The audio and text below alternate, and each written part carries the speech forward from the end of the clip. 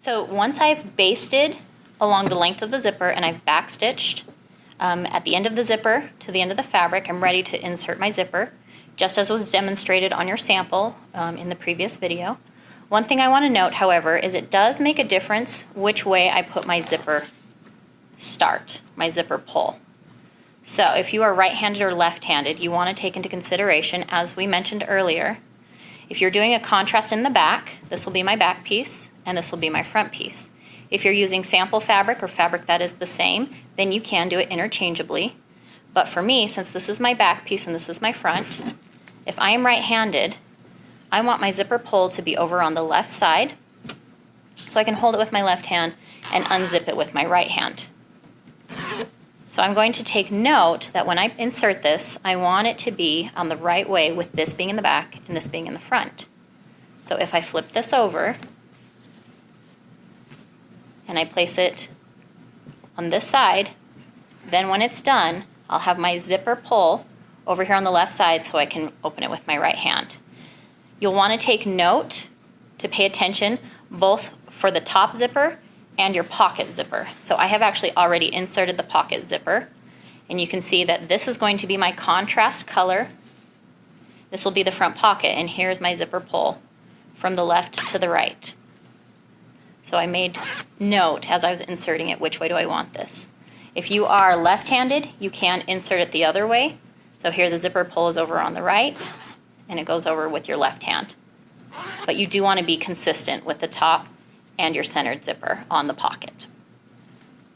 So just like we did with our centered zipper, we want to make sure that we have our zipper teeth right along that seam line of where we basted.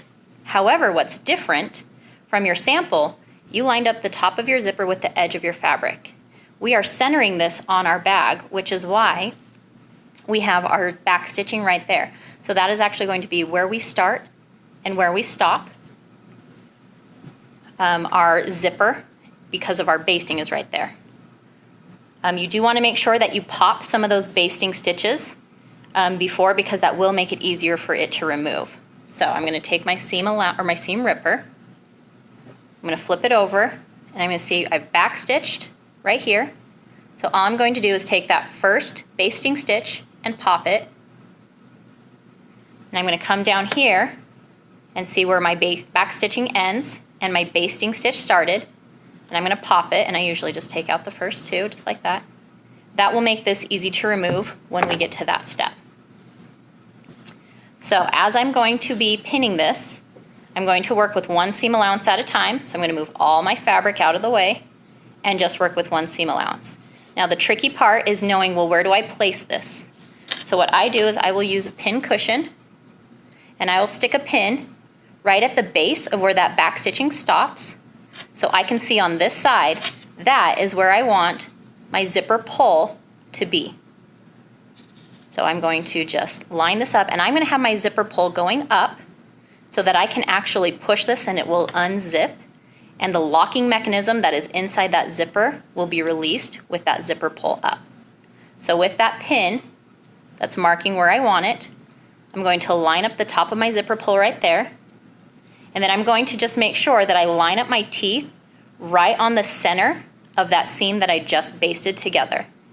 If I have serged this edge with barely trimming any off, I can actually line this up with kind of the edge of my serging, not the very tip, but by the very edge of where we have kind of a stitch line. Or I can just feel it with my fingers. Where do I want that zipper teeth to line up right with the seam? So I'm pinching it, and I can feel where my zipper teeth are, and I can feel right back here where that seam is. I'm going to pin just one side.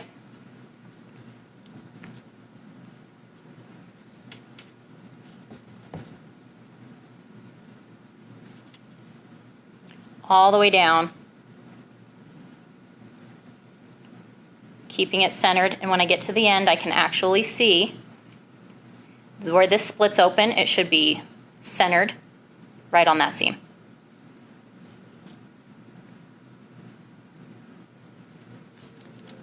So that's ready to go. I'm still on my basting stitch, and I'm going to leave it that way. I need to put in my zipper foot, which is foot number 4. And then I'm going to determine which way I want that needle to go. Right now, if it drops straight down, it'll hit, it'll snap, it'll break because it is solid in the center of the foot. So depending on which way it goes, I'm going to remember I always want the needle closest to the zipper teeth. So I don't want the needle on the outside of the foot, I want the foot on the outside of the needle. So if I put it in this way, I'm going to slide my needle over towards my zipper teeth. So it's going to come all the way over to this side. What I like to do is line up the edge of my zipper tape so it's just barely hanging over the edge of my zipper foot.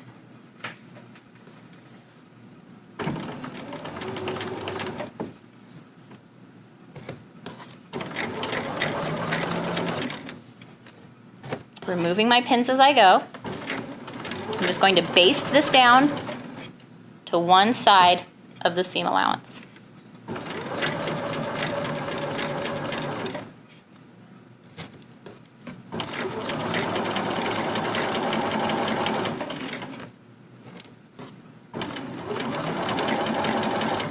Now I like to move this zipper pull out of the way because otherwise my zipper will kind of push out of the way and I'll end up with a little bit of a curve.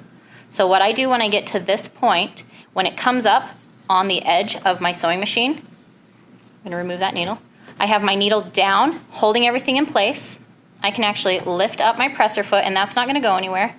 And because this was pulled up, I can take it, and this is actually easy on this side because it's free, and I can actually unzip it past behind where it'll be out of the way. So then when I continue to sew, I can do so without running into that zipper pull.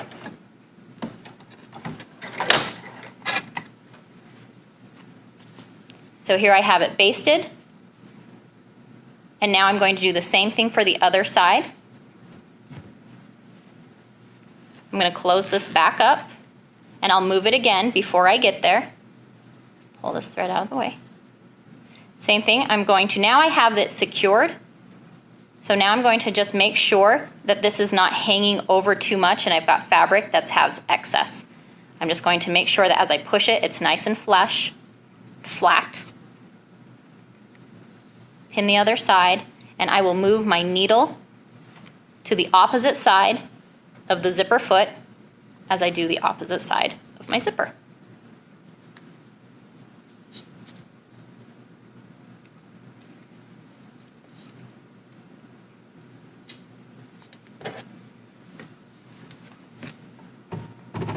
Needle goes over. I'm going to move my threads over to the other side, and actually I'm going to tuck them under because I want them to be a little bit more out of the way than they were last time.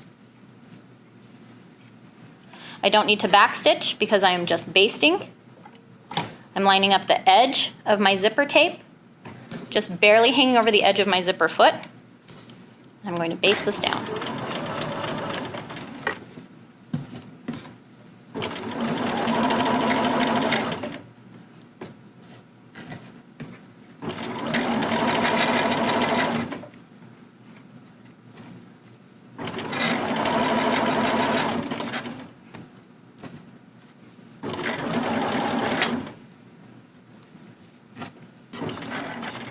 Once this hits the bottom of my machine, I'm going to go ahead and move it. Take that pin out. This part is a little tricky because now it is sewn down, but with that zipper pull up, I can take my thumb and I can actually push it back out of the way, slide it over this way. Oh, I'm a little tricky. There we go. So I just had to get my thumb in there and push it out.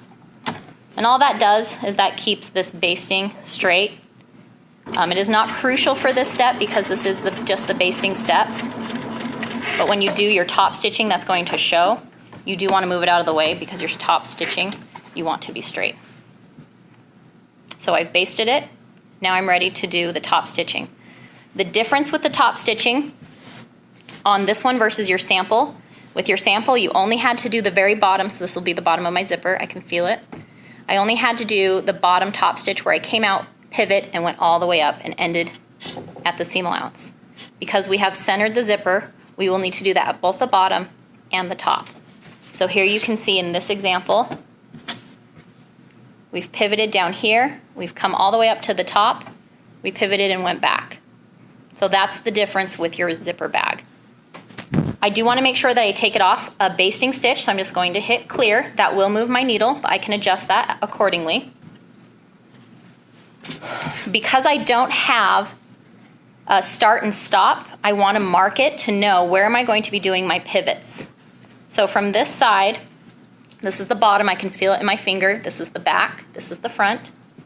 I'm going to use a pin and feeling with the back side with my fingers, I'm going to feel where that stop is, and I'm going to stick a little pin right through and then check how close did I get.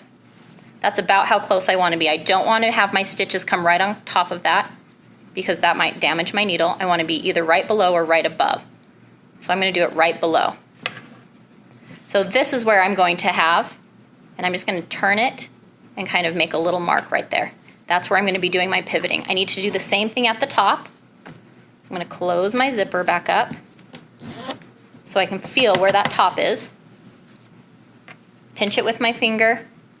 I'm going to take a pin, poke it down, say, okay, that's going to be a little bit above where that metal stop is. It's maybe about 1/8 of an inch above. So that's going to be where I want to pivot at the top. So there I have my 2 markers. Remember, when we sew our zippers, we sew from the bottom up on both sides.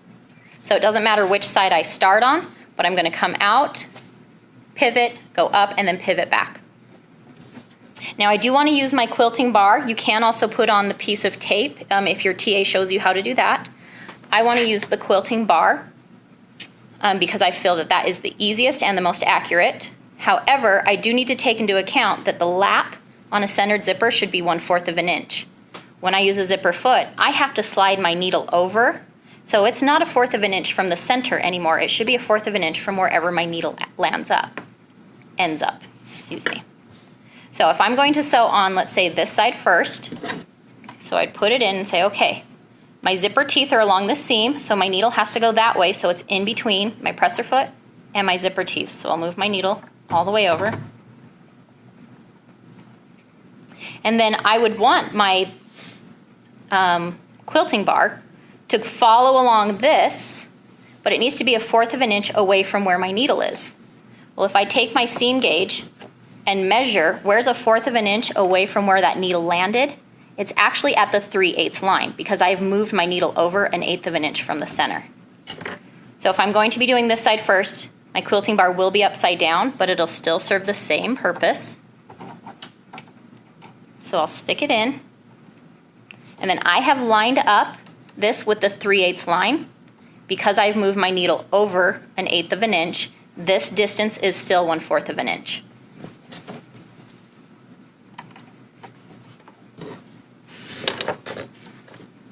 So this is where my marker is. This is where I need to start because that's the bottom, and then that's my top. Before I start sewing, I'm just going to line it up, then I can go ahead and remove that pin. And then I want to make sure that I get my needle right in the seam. So my first stitch, my needle is down in the seam. So I always do that first one by hand. And then because I can't see where to pivot, I'm going to take these first couple of stitches by hand because I'm going to try and pivot exactly 1/4 of an inch. So I've done 4, 5, I'm going to stop and check. When I rotate, does this line up with where I need to be? And it does. So that was 5 regulation stitches. So now I'm ready to continue. And all I'm doing is I'm keeping this seam line right in line with my quilting bar. I'm on a regulation stitch. I'm merely holding the fabric flat so it doesn't bunch.